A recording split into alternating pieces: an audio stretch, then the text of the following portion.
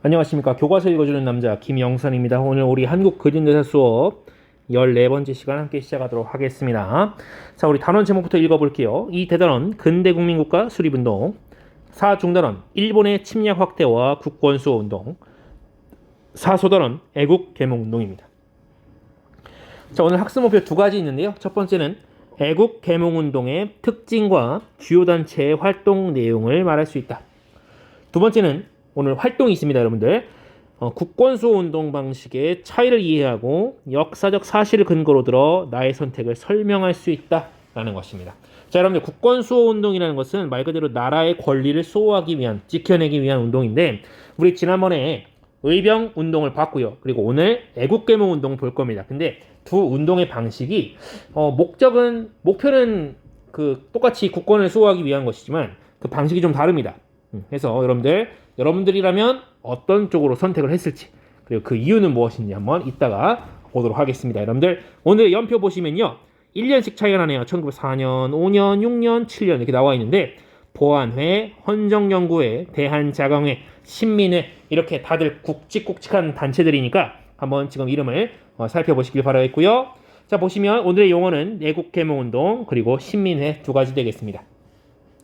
자, 첫 번째 가보도록 하겠습니다. 자, 첫 번째 보시면 애국계몽운동이라고 되어 있고 독립협회의 활동을 계승한 애국계몽운동이라는 표현을 쓰고 있어요. 이따 또 표현 나올 겁니다. 첫 번째, 애국계몽운동이란, 자, 여러분 누가 하는 거냐면, 자,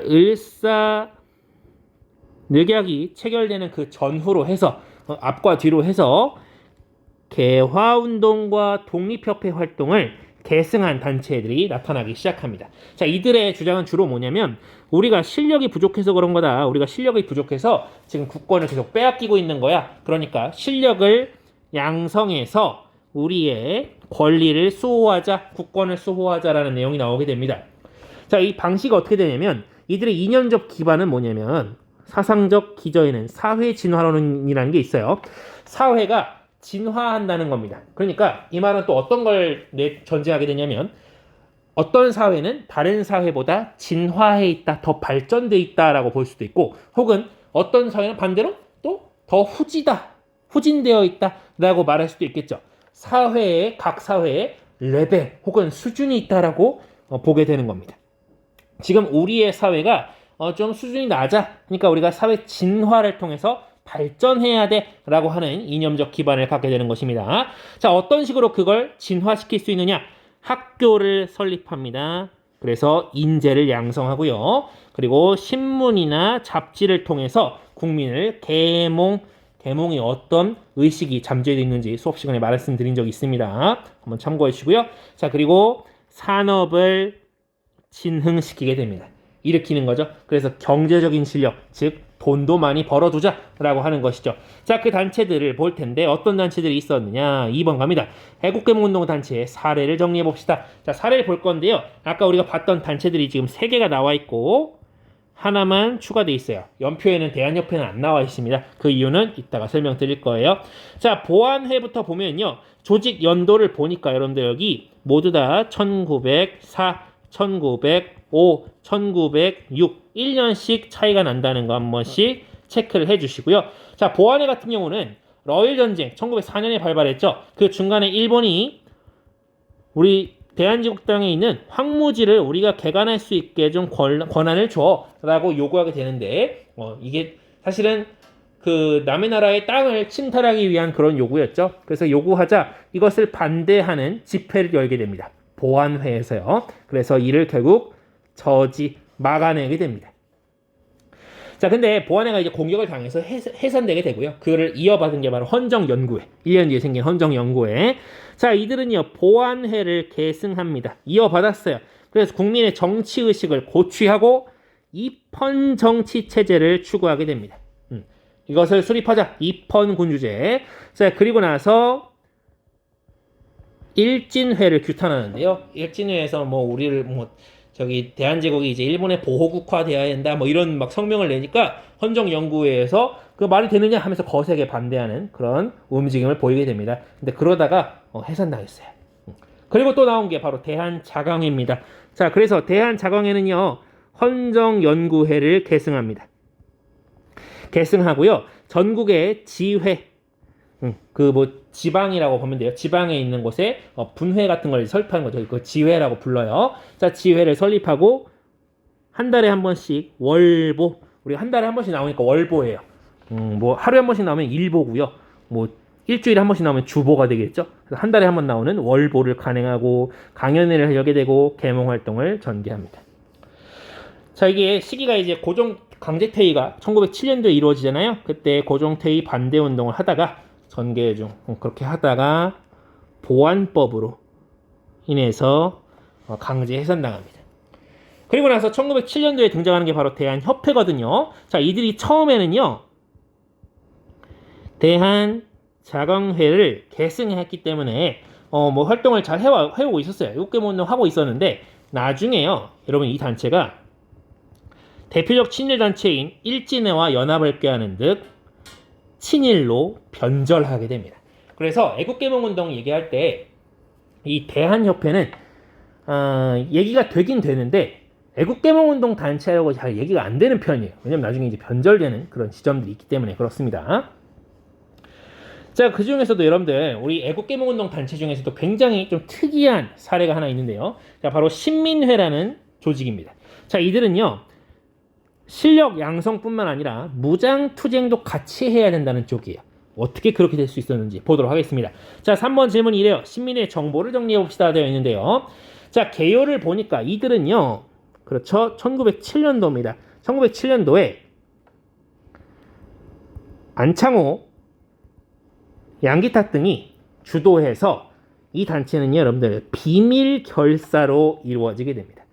이게 사실 이제 애국개몽운동 단체들이 그 이전에는 다 공개적인 단체로 활동을 하다가 계속 탄압받고 이렇게 되다 보니까 더 이상 이렇게 공개적인 활동은 힘들겠다 싶어서 그랬는지 비밀 결사로 활동을 하게 됐습니다. 그게 바로 시민회고요.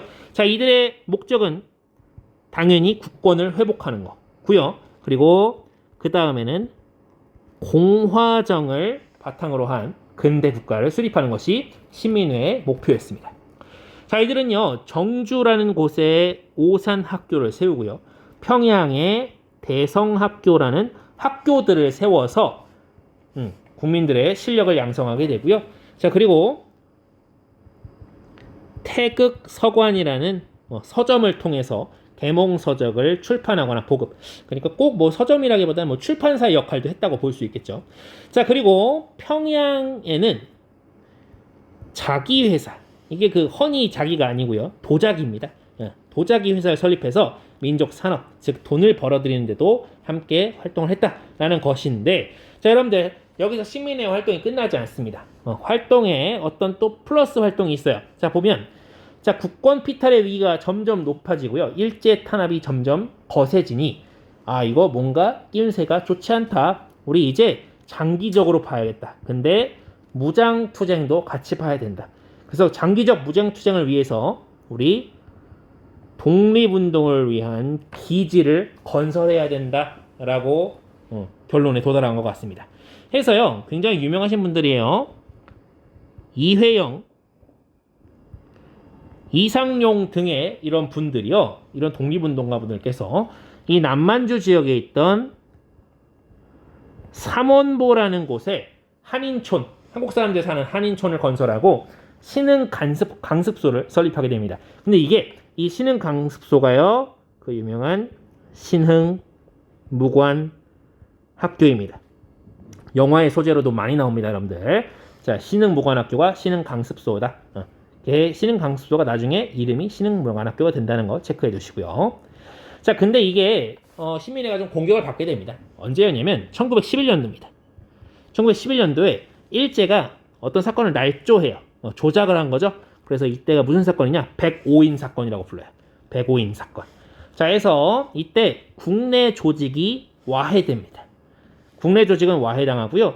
그러나 국외 조직, 우리 뭐 만주 지역에 있는 이런 조직들은 또 활동을 지속하게 됐습니다. 자, 우리 끝으로 보면 또 다른 실력 양성가들 볼 건데, 교육이나 언론을 통해서 실력을 양성할 수 있다라고 본 그런 분들이 계십니다. 자, 보시면 4번에 교육 구국운동에 힘썼던 지역 학교들과 그 활동 내용 정리해 봅시다 되어 있습니다.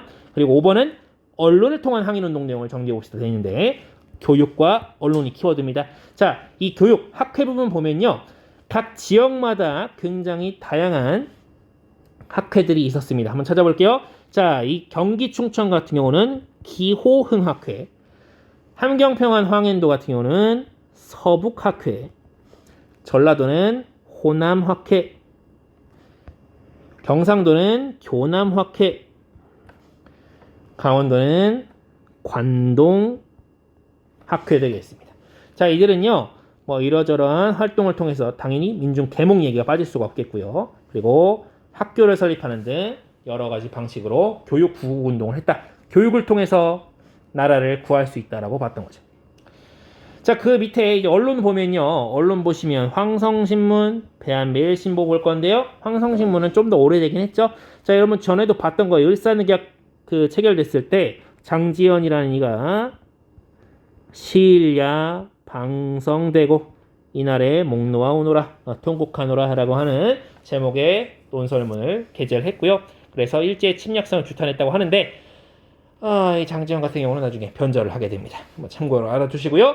자, 대한매일신보는 발행인으로요 영국 사람을 내세워요. 영국 사람 바로 베델이라고 하는 사람이었고요. 이 베델을 앞세워서 을사늑약의 불법성을 폭로하게 되죠. 근데 생각해 보시면 일본과 영국은 동맹국이었기 때문에 영국인이 이렇게 앞세워서 영국인이 어떤 대한매일신보 그러니까 한국 계열의 신문사의 대표로 있게 되면 발행인으로 있게 되면 일본 입장에서 마냥 공격하고 하기가 좀 어려웠겠죠. 해서 일부러 영국인을 좀 앞세워서 이렇게 했다. 물론 이 베델 굉장히 고마운 분이죠, 그렇죠? 자, 해서 뭐 이런 을사늑약 불법성 폭로, 고종 친서 발표, 의병투쟁의 호의적인 기사 등 이런 것들을 게재할 수 있었다라고 하는 것입니다. 자, 그러나 나중에 일제에서 그쵸 신문지법이 제정되죠. 1907년도였죠. 그것이 제정된 이후로는 검열이 강화되면서 언론 활동은 큰 어려움을 겪게 되었다라고 하는 점 같이 알아두면 좋겠습니다. 자, 우리 이제 마지막 활동이 있는데 이거 뭐 수업 시간에 하는 거니까요. 여러분들이 만약 이 당시에 살았던 사람이라면 무장투쟁을 했을까요? 아니면 의병양성에 역점을 두었을까요? 그것이 문제로다. 여러분들 QR코드 들어가셔서 한번 여러분들의 생각을 적어주시면 좋겠습니다.